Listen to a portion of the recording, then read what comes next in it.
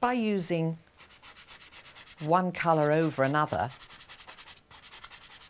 in this way, overlaying colours, you can very quickly build up areas of colour which are quite solid. Another word for this is blocking in. If you had a square in a picture of a building or a wall or whatever something square might be, you could build up colour in this way very quickly just by using the side of the pastel. It's much, much quicker than using linear strokes and scribbles and cross-hatching. However, areas of colour like this, which are just one simple colour, are much less interesting than areas of broken colour, where you build up your pastel with short side strokes in this way, varying the pressure so that perhaps some areas are slightly darker or more substantial than others. But you build in different colours so that your area of pinky orange, in this particular case, is rather more interesting and varied.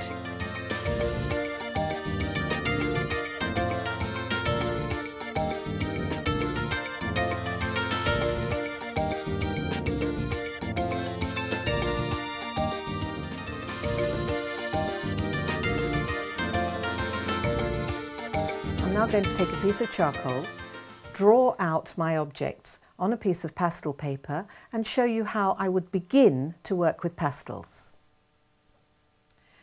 What I'm using here is a piece of charcoal because charcoal works so beautifully with pastel, and I'm just feeling my way carefully around the picture, dropping the objects into place, looking sometimes at the space between one object and another, which can be very helpful when you're trying to get the shape right. There's lots to learn about drawing, measuring, how to measure, all that business about holding your arm out straight and so on. And you'll find lots of information about that sort of thing in books on how to draw and paint in any medium. And the shadows on the table as well, just a suggestion of where the shadows are. They create a nice pattern on the table. And I'm going to drop a square around my still life, or a rectangle, not too far away from the edges, so that the still life sits comfortably within the rectangle. That's a very important skill to develop, is to sense the way your objects fit inside a rectangle so that the space between the objects and the edge of the rectangle doesn't feel uncomfortable. That's called composition, and you'll find there's lots to learn about that too. Now, you can use your charcoal to very lightly block in, if you feel you need to, the darkest areas of your picture. This red pepper at the back here, red is actually quite a dark colour. Look how much darker it is than the white of the table. And the shadow underneath here, I'm using the side of the charcoal just as I would a piece of pastel to help me work out the light and the dark areas of the composition. I'm just going to soften the charcoal into the paper like that so that I can happily work with my pastel over the top.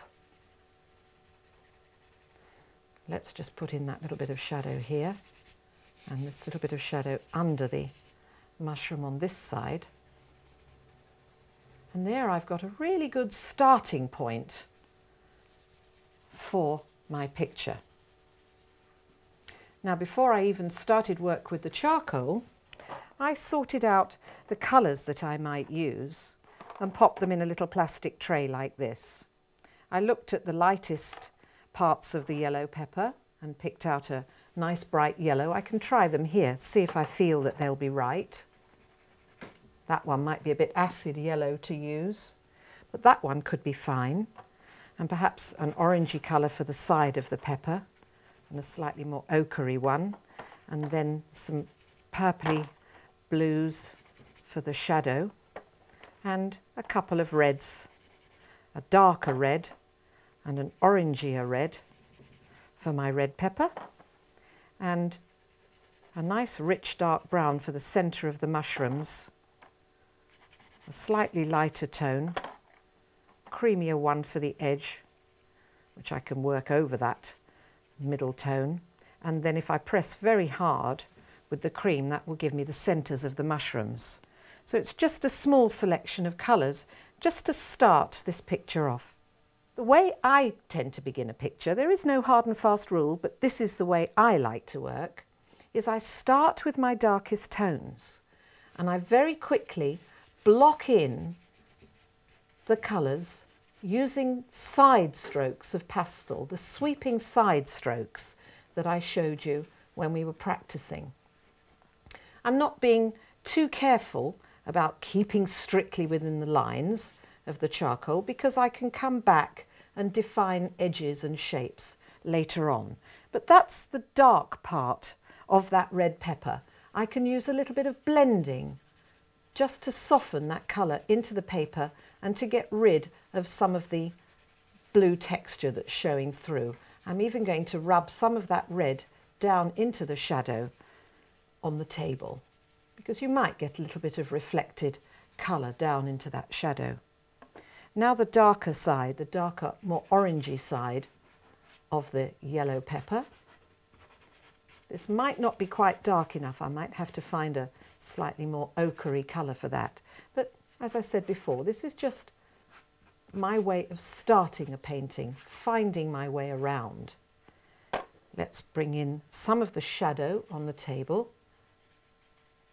between the pepper. I'm even going to run a little bit of that shadow over the dark side of the pepper, bringing it round onto the tabletop here. It might be just a tiny bit too dark, but it doesn't matter because with pastels I can just put a slightly lighter tone over the top if I want to. Carry the shadow on down there and the shadow on this side of this mushroom too.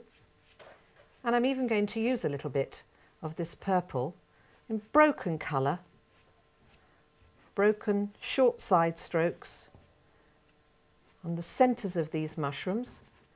It'll mix quite nicely with the brown that I'm going to use.